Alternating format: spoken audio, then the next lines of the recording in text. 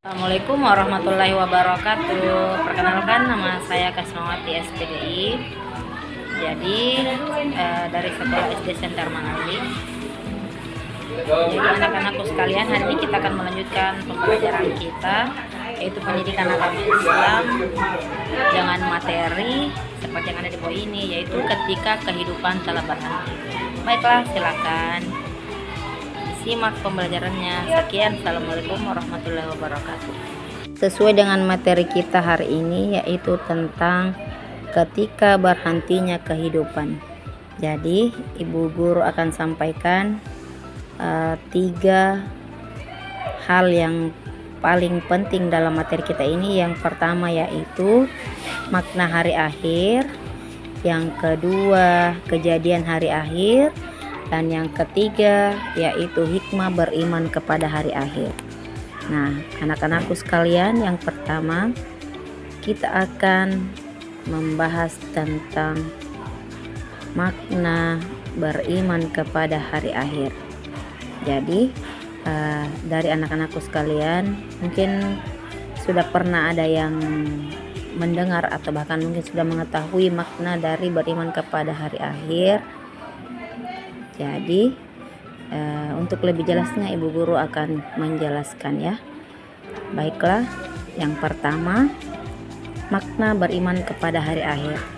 Jadi hari akhir itu dalam bahasa Arab disebut dengan Yom Al-Qiyamah, atau biasa disebut juga dengan hari kebangkitan atau Yom Ad-Din, bisa juga disebut dengan hari pembalasan. Nah, ini merupakan konsep penting dalam agama Islam, dikarenakan hal ini merujuk pada hari di mana seluruh umat manusia akan dibangkitkan dari kematian dan dihadapkan kepada Allah untuk dihisab atau dihitung amal perbuatannya, yang mana kemudian akan mendapatkan balasan yang sesuai dengan amal perbuatan kita selama hidup di dunia. Nah, yang pertama bagiannya yaitu kebangkitan dan pengadilan. Jadi hari akhir adalah hari kebangkitan, kita kembali seluruh manusia dari kematian. Setelah kematian, manusia akan berada dalam keadaan barzah atau alam kubur. Kemudian sampai hari tersebut tiba, maka pada hari itu setiap amal perbuatan kita akan dihitung dan diadili oleh Allah Subhanahu wa taala. Jadi setiap orang akan menerima balasan sesuai dengan amal baik ataupun amal buruk yang telah dilakukan selama hidup kita. Yang kedua yaitu keputusan akhir. Nah, setelah pengadilan, maka Allah akan memberikan keputusan akhir itu. Jadi bukan cuma di dunia saja ya yang terkadang ada keputusan akhir dari setiap tindakan kita.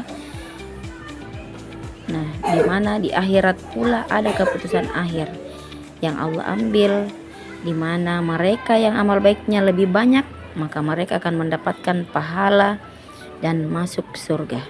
Sedangkan mereka yang amal buruknya lebih banyak akan mendapatkan hukuman atau masuk ke neraka. Nah, kemudian yang ketiga kita masuk di keadilan ilahi.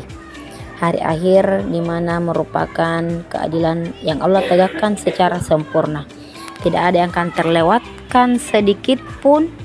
Amal perbuatan kita akan dihitung semua, dipertanggungjawabkan semua. Jadi tidak ada lagi yang dapat berbohong atas setiap apa yang telah dilakukan selama kita di dunia.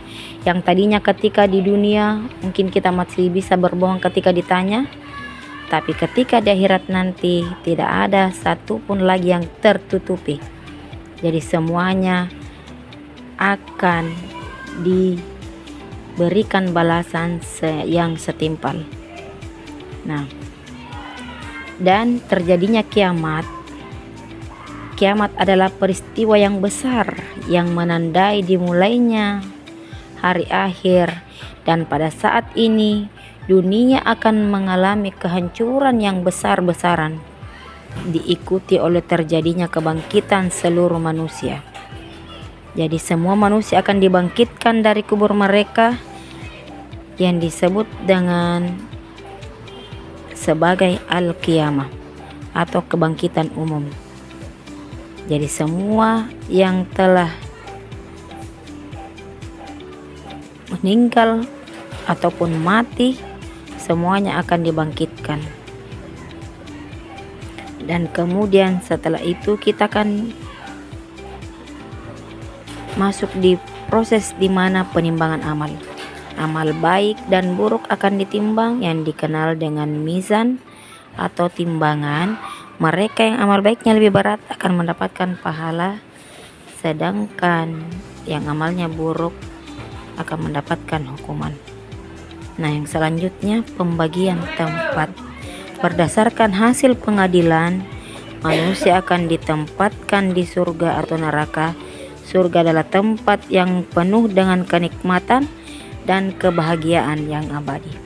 Sedangkan neraka adalah tempat hukuman atau penderitaan. Jadi anak-anakku sekalian, mulai dari sekarang kita belajar untuk selalu memperbaiki diri, belajar untuk selalu berbuat baik, maka balasan akan kita terima di hari akhir itu pun akan baik, insya Allah. Kemudian untuk selanjutnya di pembahasan kita yang terakhir, yaitu hikmah beriman kepada hari akhir.